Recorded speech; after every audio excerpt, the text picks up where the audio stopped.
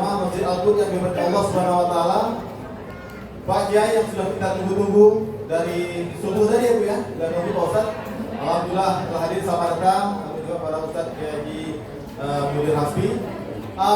Untuk tidak berlama-lama Bapak Ibu sekalian, marilah sama-sama kita dengarkan tausiah beliau pada pagi ini. Mudah-mudahan nanti kita bisa ambil manfaat dari apa yang beliau sampaikan. Kami mohon juga kepada Pak Ustadz nanti setelah selesai ceramah untuk sekalian membacakan doa. Kepada Pak Ustadz kami persilakan. Salam Nabi Muhammad.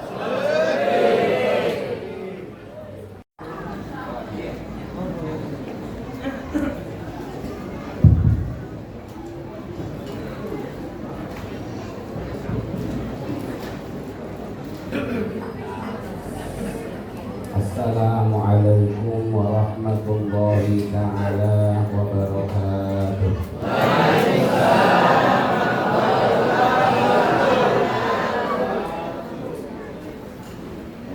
A'udzu billahi minasy syaithanir rajim. Bismillahirrahmanirrahim. Alhamdulillahi rabbil alamin. Allahumma inni as'aluka bismikal a'zamil maktub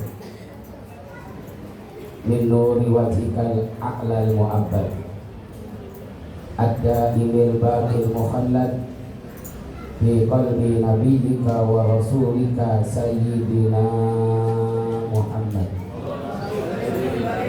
Wa as'aluka bismikal a'zamil wahidi biwahdatil ahad al-muta'ali an wahdatil kami wal adad al-muqaddasi an kulli ahad wa bihaqqi bismillahirrahmanirrahim qul huwallahu ahad Allahu samad lam yalid wa lam yulad wa lam yakul lahu kufuwan ahad an tusalli ala sayyidina Muhammadin sirri hayatil wujud wassababil a'zami likulli mawjud salatan tusabbitu fi qalbil iman wa tuhaffizunil Qur'an wa tufahhimuni minhul ayat wa taftahu li biha nurul jannat wa nurun na'im wa nurun nazari ila wajhikal karim wa ala alihi wa sahbihi wa sallim wa la hawla wa la quwwata illa billahil aliyyil azim. Amma ba'du.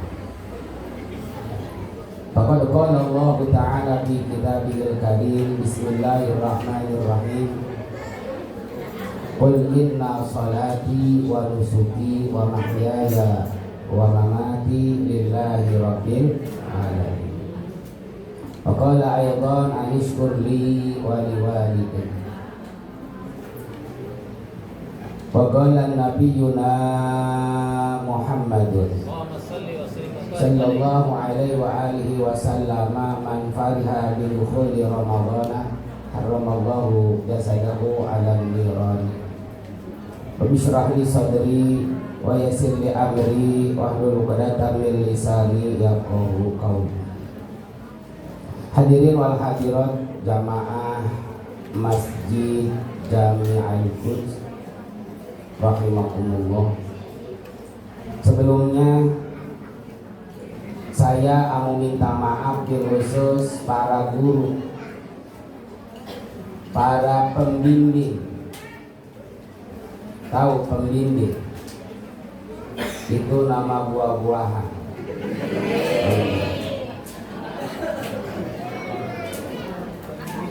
Para murabbi, guru-guru kita, umumnya hadirin hadirat semua.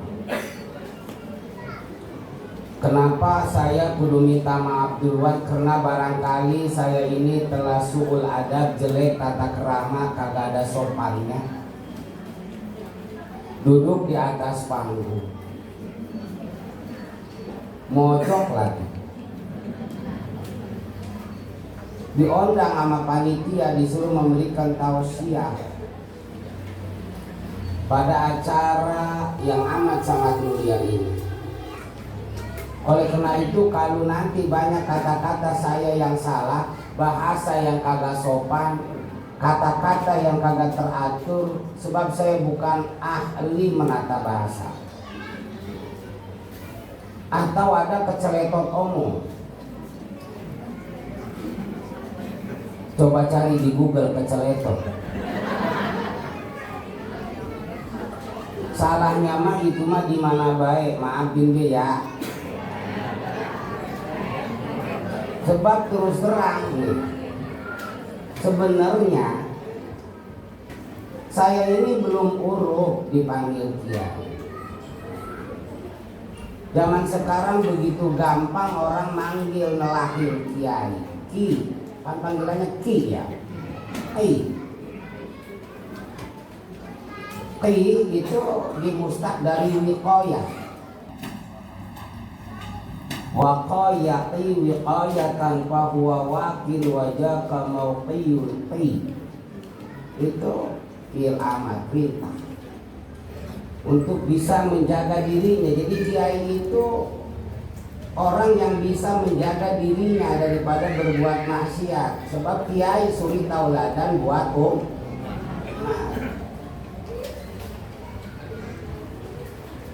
kudu berani bicara benar, berani bicara salah. Yang benar omongin benar, yang salah katain salah.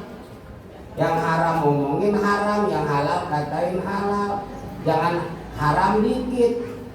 Aduh, kok ada haram dikit sih? Kan umat jadi bingung haram dikit. Al-gohid walau fis sundukit jahat. Tai ya tetap tai, sekalipun ada di dalam peti emas. Tai kan? Haram kan? Haram. Ceramah kok ketai-tai. Ngeri, diundang orang itu ngeri. Ajrokum alal fatwa, ajrokum alal nar. Berani berfatwa, berani berjuni nanti neraka. Ceramah dikasih gede kagak, di neraka dia. Kata dia mah bangga banget, saya jadi ngundang. Bahkan ada di YouTube, katanya di TikTok. Nih, HP saya seperti ini, maaf ya. Silakan dicek, ada nggak nomor saya di situ. Kalau dia mah pada usaha. Lah emang pada ini jadi curhat jadinya. Iya. Bukan saya itu suruhan saja sehingga pengen tenar atau pengen popularitas. Kan ada ancaman dari Nabi. Man ta'allama li arba'in dakhalan nar. Orang yang belajar ngaji, orang yang pesantren tujuannya 3 perkara, siap-siap aja dia di neraka. Yang ketiga itu liyusri pabi wujuhan nas, untuk memalingkan perhatian manusia kepadanya supaya dia itu kesohor. Zaman sekarang kalau kita nyari kiai ulama yang kesohor gampang, tinggal diketik aja di YouTube, tinggal dicari aja di TikTok. Tapi mencari orang yang benar-benar bisa membimbing hati kita ke jalan akhirat itu sangat sulit sekali. Sebab dirahasiakan oleh Allah bagaikan mutiara yang ada di dalam lautan. Sekarang banyaknya penceramah, makanya akhir zaman itu qalilun ulama'uhum wa kasirun khutoba'uhum. Ulamanya sedikit, yang banyak penceramah dengan segala macam cara. Kesel gue jadinya. Belum uruk, nuwun sewu. Belum uruk saya dipanggil kiai. Juga belum layak saya ini dipanggil ustaz. Sebab definisi ustaz, saya kayak kagak paham ini definisi, maaf. Apa itu definisi? Cuman ditelek-telek. Roman-romannya itu omongan leloyoknya ke situ. Jangan protes, ini bahasa orang Bekasi. Ya kudu paham lah bahasa Bekasi, sebab dia di Bekasi. Definisi ustaz, huwa al-mahir bil ulum, sama dengan muallim. Ustaz, muallim huma al-mahirani bil ulumi, dua orang yang telah menguasai 12 warna ilmu, kesohor, ke awang-awang, ke pencara, ke janabiah, keilmuannya. Itu baru muallim namanya, itu baru ustaz namanya. Kalau saya ustaz, pakai dal. Emang kalau ustaz apa? Ustaz itu kepanjangan daripada usaha tiga anak deres, ustaz. Ustaz kagak deres bagaimana? Ustaz mau kemana-mana kagak. Mangkaning, maaf ya, maaf. Pakai mangkaning segala. Bodoh ya, ngerti kagak. Bukan salah saya. Salah panitia sama jamaah ngundang saya. Mangkaning Ustaz makan sehari-harian sesarungan baik. Kagak ada pegawaian lain, adanya itu-itunya. Udah be yang ada di keruyuk ya. Makanya Ustaz Pajaran yang anaknya lengkap latak baik. Nah, kalau nanti banyak yang salah, salahnya mah itu mah gimana baik, maafin dia ya. Yang kedua, saya mau mengenalin dewek nama saya ya. Nama saya Haji Muhyiddin bin Muhayyar bin Ma'an bin Hasan. Garis dewek Haji Sebrek MMST. Itu MMST itu apa? Itu titel, cuma titel buatan saya dewek. Rasanya kagak aku sama titel orang ya. Mual, titel buatan dewek kan tuh. Orang-orang lagi titelnya insinyur, profesor, dokter Andes, dokter Anda, dokter Duda, SPD, MPD, empedu, paru-paru, stroke, cimanis. Soalnya mati kan. Kalau saya MMST, apa artinya? MMST itu kepanjangan daripada mantu mantan supir tronton. Sebab bini saya anak supir tronton. Jadi MMST itu titel saya. Kalau kita bicara titel, semuanya laki-laki pasti punya titel. Sebab kalau nggak punya titel, biar kata ganteng, pinter, kaya, mau laku ke perempuan. Kalau itu laki-laki nggak punya titel, sebab titel itu adalah titik ngegantel. Bodoh tuh. Kita mau kalau kita kudu bergembira menyambut Ramadan. Kayaknya punya acara ya keingetan rumah titel. Cuman abong-abong saya dipanggil Sebrek ya. Nun sewu. Saya pernah diundang sama orang depan depan terminal ada rumah sakit tuh ya. Dekat Cerek itu ada gang acara maulid malam. Saya diundang tuh. Dan acara saya diangsrongin itu berkat. Karena pakai seplastik gede, warnanya hitam. Begitu saya comek ya. Buset, anget nih. Kan tanda tanya ya. Ya Allah, ini berkat tuh anget-angetin ya Allah. Apa isinya ya Allah?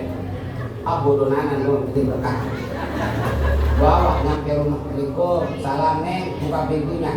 Nih gua datang, nih gua kasih berkat sama panitia. Anget, coba ini ya. Begitu dia sama bini saya jadi cerita. Lalu makin jadi segala buka berkat. Apa sih isinya? Lihat bedewek. Begitu saya lihat, saya kira bekakak. Katanya oncom, anaknya jajan di situ. Jadi panitia ada isi-isi sama saya mah. Hah? Oncom jadi bandit terus. Kelas oncom. Yang sangat saya hormatin Ketua Dekem. Jadi KM itu tulisannya Dekem. DKM Masjid Jami Al-Quds Al-Ustadz Yandi Fairuz. Sangat saya hormatin Depak bener Kabupaten Bekasi Al-Mukarram Ustadz Haji Umar Nasir. Sangat saya hormatin para imam Masjid Jami Al-Quds. Sangat saya hormatin RT 10 Bapak Budi Raharjo. Sangat saya hormatin. Saya mau ceramah baca ini doang ya. Jam 11 udahan baca ini dia udahan. Udah dibaca kasihan boleh nyatet. Jadi kayak bocah TK saya. Ntar kagak kesebut Bang Mas, ngacung aja telunjuknya. RT 19 Bapak Didin sangat saya hormatin. RT 20 Bapak Panji Nirmala sangat saya hormatin. Nyiksa panitia. Tokoh agama, tokoh masyarakat, khusus Bapak Haji Teguh Widodo sangat saya hormati. Bapak Haji Syakir sangat saya hormatin. Benar-benar Bapak Depi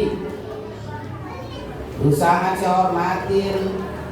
Bapak-bapak, ibu-ibu, pemuda-pemudi, hadirin hadirat yang sama-sama mengharap rahmat ridho Allah serta mengharap daripada syafaatul uzma baginda Rasulullah sallallahu alaihi wasallam. Hadirin wal hadirat rahimakumullah. Dalam kesempatan ini AA tidak akan banyak bicara. Kayak kagak sudi Pak. Ya irong atuh.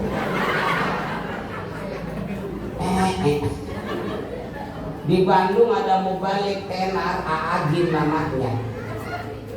Aduh bagian di sini ada Aabret namanya. Abret-abretan di sana. Hadirin wal hadirat, nih. Allah berfirman begini. Kalau Allah berfirman ya, Mas, Mbak. Kalau Nabi kalau kita ngebacot ya. Ngebacot kita. Bilang, Mbak, Mas di lagi bersabda. Suwe. Di bersabda. Allah berfirman begini. Nih. Saya ajak serius mengantuk nih. Kata Allah, anishkurli wali walidek. Kan ada 3 ayat yang selalu bersamaan. Ati Allah wa atiur Rasul. Aqimus shalah wa atuz zakat. Nah ada yang ketiga ini, anishkurli wali walidek. Maknanya wallahu alam bimuradi begini. Bapak Jumat maafin kalau saya jadi, maafin orang yang salah. Kata Allah, berterima kasihlah kepadaku dan berterima kasihlah terhadap kedua orang tuamu. Dua. Bersyukur kayak berterima kasih. Bersyukur kepada Allah, berterima kasih kepada Allah. Kenapa harus berterima kasih? Kok timbul pertanyaan kenapa harus berterima kasih? Kan Allah udah menciptakan kita dari kagak ada menjadi ada. Setelah ada Allah kan gak lepas, dikasih nikmat sama Allah. Terus asal kita apa coba?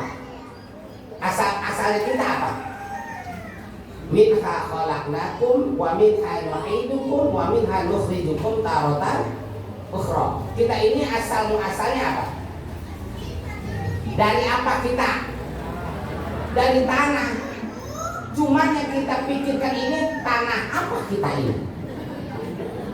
Sebab kita begitu malas ibadah, jangan-jangan tanah sengketa kali.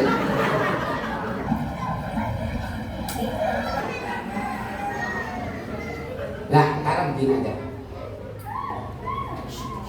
Kita diciptakan oleh Allah, terus dikasih nikmat oleh Allah.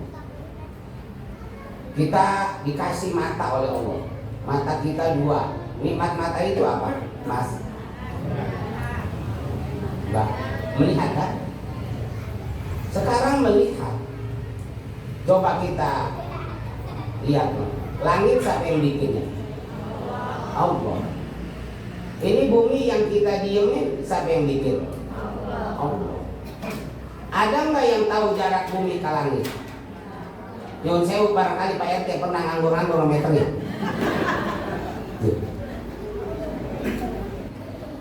Dari mata kita akan melihat segala kebesaran Allah, segala ciptaan Allah. Maksudnya apa sih? Supaya timbul keyakinan kita bahwa betul Allah itu ada. Dari mata. Setelah kita melihat segala ciptaan Allah, supaya timbul keyakinan kita, ketauhidan kita bahwa betul Allah itu ada. Sebab yang menjadi dalil adanya Allah itu ada ciptaan di antaranya kita.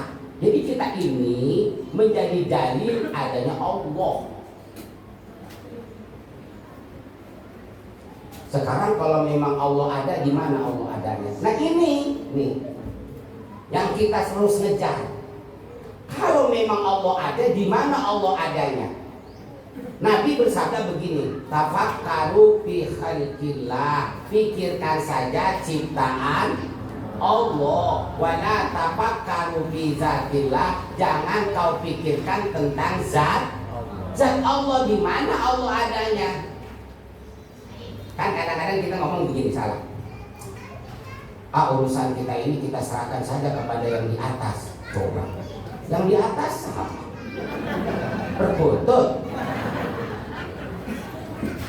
Nyuwun sewu, kalau memang Allah di atas, berarti Allah itu ada tempatnya kan? Kalau Allah ada tempatnya, berarti Allah sama dengan makhluk seperti kita. Sebab kita butuh akan tempat. Lantas bagaimana dengan sifat mukhalafahnya Allah?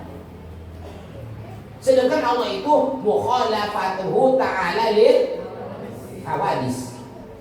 Ya, ngantuk ini mah ngantuk. Ngantuk.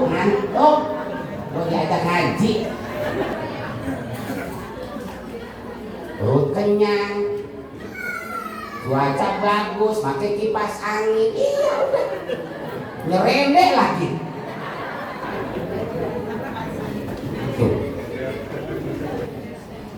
Jadi kata Nabi, udah, jangan memikirkan tentang zat Allah, pikirkan saja ciptaan Allah.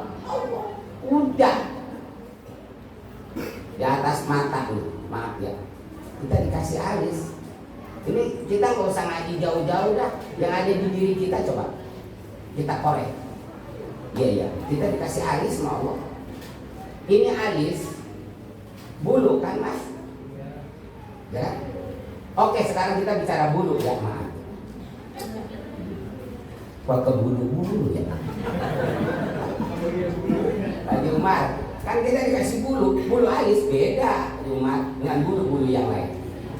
Kalau Pak Haji Umar nggak percaya, praktekin dewek dah.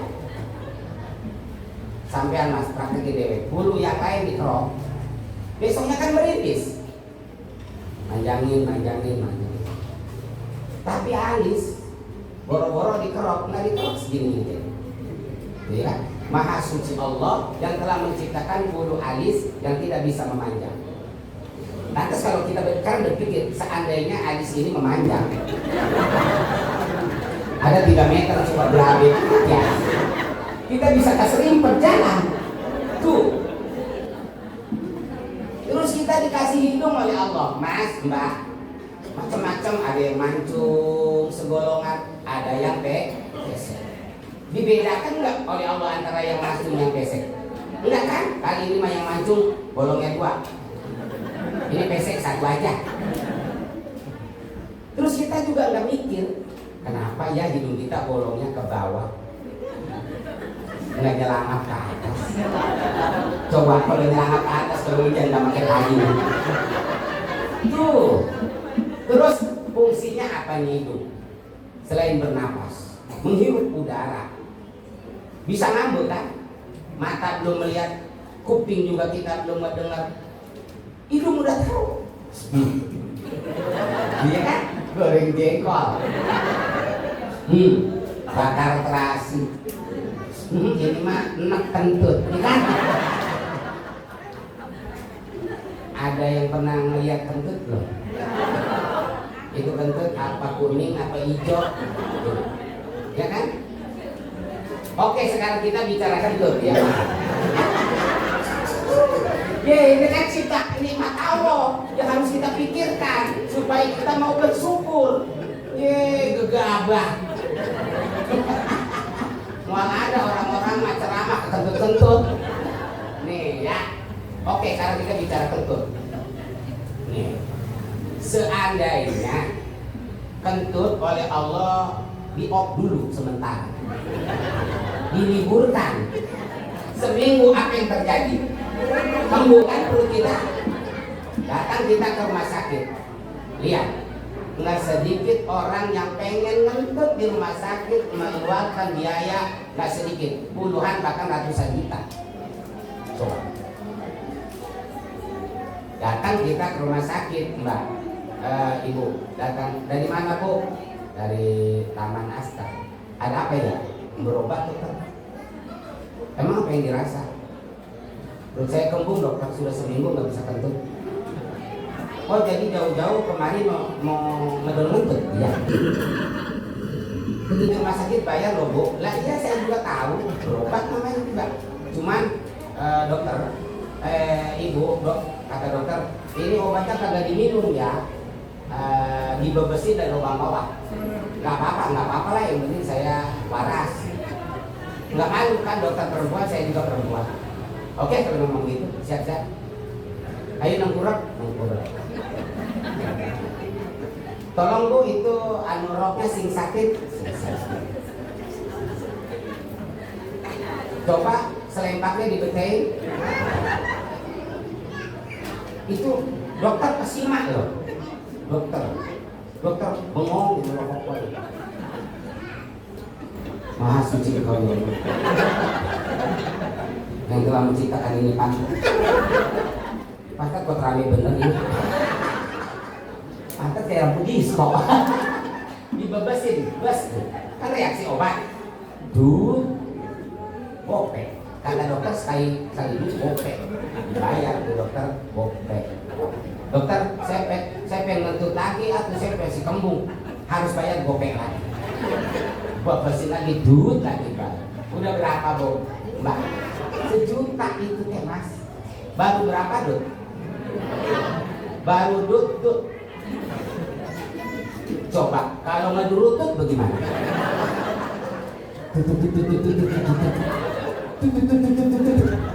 Lah habis, Mas, duit.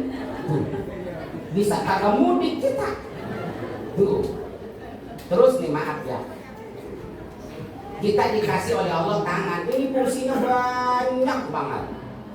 Di antaranya tangan yang sebelah kanan kan buat kita makan. Nih contoh, kita ambil makan, anggur. Ini nggak akan bisa sampai ke mulut kita kalau memang tidak dibengkokkan oleh Allah. Bengkoknya ke depan, coba kalau ke belakang. Ya kan? Coba kalau nggak bisa bengkok, ayo. Sampai kiamat juga mau sampai. Semua nikmat yang Allah berikan, kita wajib mensyukurinya.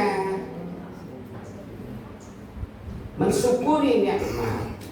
Di mana kita mensyukuri nikmat, maka lahirlah, timbullah janji Allah. Apa itu janji Allah? La in syakartum, itu udah janji Allah. Tapi kalau kita ingkar akan nikmat yang Allah berikan, artinya nggak mau bersyukur, nggak mau ibadah ke Allah, itu kan nggak bersyukur namanya. Timbul ancaman Allah. Apa kata Allah? Inna azabi. Ibu bapak, kita kembali kepada negara kita, selalu dan selalu dilanda bencana. Bencana silih berganti. Kita nggak boleh menyalahkan alam. Juga kita nggak boleh mengkambing hitamkan orang lain.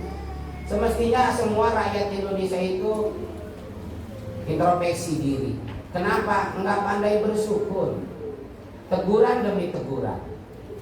2004 saudara kita di Aceh Itu teguran buat kita.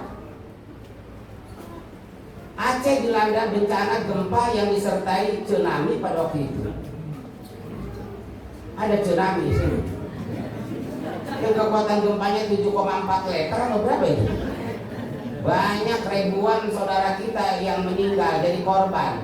Mudah-mudahan jadi para syahid dan para syahid, amin. Akhir akhirat. Itu baru 7,4 liter. Coba bayangkan kalau segantang gimana? Lah habis orang Aceh ya. Tuh.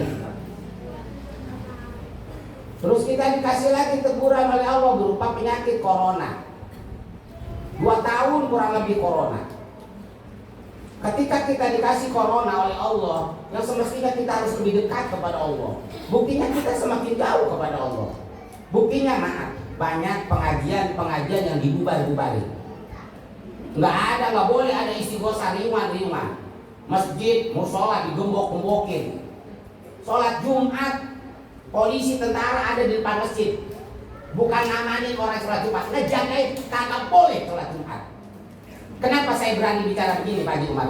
Udahan kan coronanya deh. Kalau lagi masih corona saya kagak berani ngomong begini. Di Bogor bisa saya. Padahal kita tetap apa anjuran pemerintah sebagai antisipasi, kita tetap kita laksanakan. Masker, pakai masker. Bayangin pakai masker di rumah. Ada ustadz jadi khotib, corona udah rada renggang. Tahu mau khotib ustadz, pagi makan jengkol ngebelok baik. Cuaca ngelekep, pakai masker.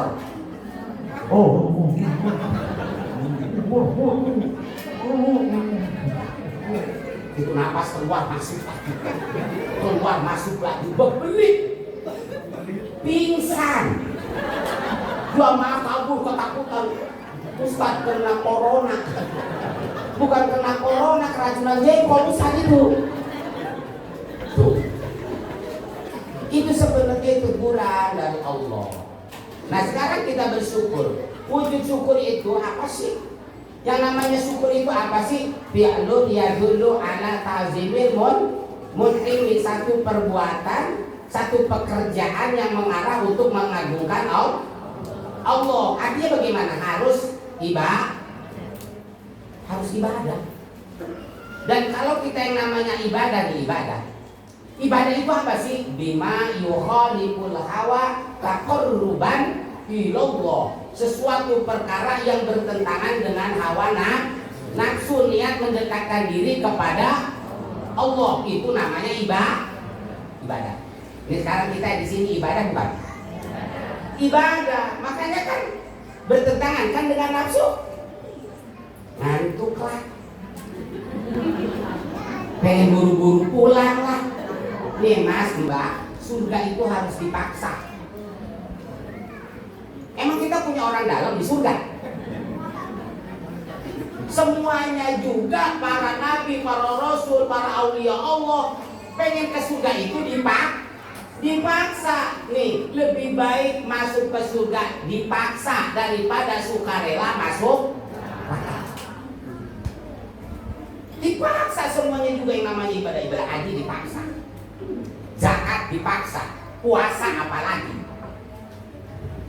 bentar lagi, semuanya dipaksa. Cuma di antara ibadah itu ada yang namanya rajanya ibadah. Artinya yang lain cuma ngikutin. Apa coba? Yaitu sholat yang 5 waktu. Umpama contoh gini, sampean mas mbak berangkat umroh tiap hari diduga naik becak, tapi sholatnya nggak diperhatiin, nggak jaminan. Karena sholat kayak menentukan ibadah yang lain. Ida sholatil amal, wa ida fasadatil amal. Kuncinya adalah sholat. Nah sekarang sholat, mohon maaf, bedanya sholat dengan ibadah yang lain gimana? Contohlah Ramadan, puasa Ramadan. Mudah-mudahan kita panjang umur, sehat jasmani rohani, dapat taufik dan hidayah sehingga kita bisa menunaikan ibadah puasa Ramadan 1 bulan penuh. Ketika kita lagi puasa, ujuk-ujuk norak banget ilok atau ujuk-ujuk kita sakit ngelempreh ngeleketeh kaki ngelempreh kita ngelembrak kita boleh nggak di situ kita batalkan puasa? Boleh dengan satu catatan wajib bayar kodok namanya. Nah, atau gini, kita sebentar lagi mudik. 4 hari menjelang lebaran, amin 4 kita berangkat mudik. Kita disebut musafir. Boleh nggak kita di perjalanan nggak batalkan puasa atau kita nggak puasa? Boleh? Boleh kan? Cuma nanti wajib kok. Nah sekarang kembali sholat. Kita sakit parah. Boleh nggak sholat kita tinggalkan?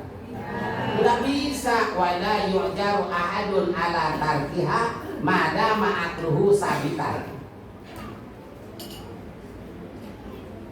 Kagak dimaaf seseorang meninggalkan sholat selagi akalnya itu masih normal, kecuali sudah tidak normal. Kalau tidak normal apa namanya? Gila. Jadi kalau kita nggak sholat berarti kita ini gila. Mas, sampean punya istri nggak sholat berarti istri gila. Mbak punya suami nggak sholat berarti suaminya gila. Ketemu semua orang gila semua. Ngobrol juga punya anak orang gila. Timbul pertanyaan begini, Ustaz, saya kan sakit, terus bagaimana? Saya kalau berdiri nggak bisa Ustaz, ayuk-ayukan awak saya. Cari di Google ayuk-ayukan. Ngelakatain. Saya nggak bisa berdiri. Yang namanya sholat fardu kan harus berdiri, beda dengan sholat sunnah. Itu bagaimana? Paman aja ja'alil qiyamil sholat jalisa. Kalau kita nggak mampu sholat berdiri, monggo silakan sholat sambil duduk. Nah kalau duduk nggak bisa, Ustaz saya mau ngegeledak baik. Nah geledaknya kemana? Ke depan. Coba Haji Umar bayangkan. Kok di Taman Astor ngegeledak ke depan sih? Kalau di saya ke belakang. Kalau ke depan apa namanya? Nungsep. Sholamut toji'at. Silakan sholat sambil berbaring miring. Kalau berbaring miring nggak bisa karena ada alasan penyakit, ada bisul umpama, mustalqiyan celentang. Nah kalau celentang nggak, sholat bil isyarah.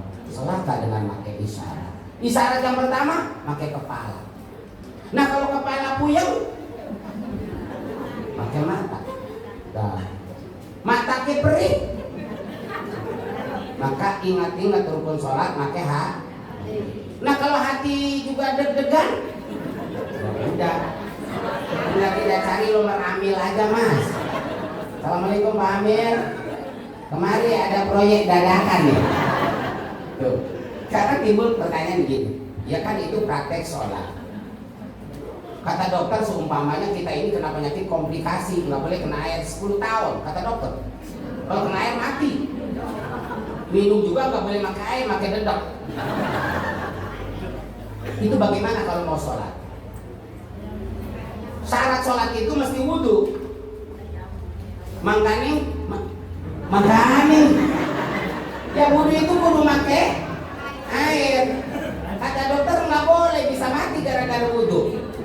Kalau nggak boleh wudhu pakai air, ganti ini air dengan debu, namanya begitu. Oh jadi tayamum itu pengganti wudhu? Iya. Pakai debu? Iya. Berarti pakai kukumur? Pakai mas.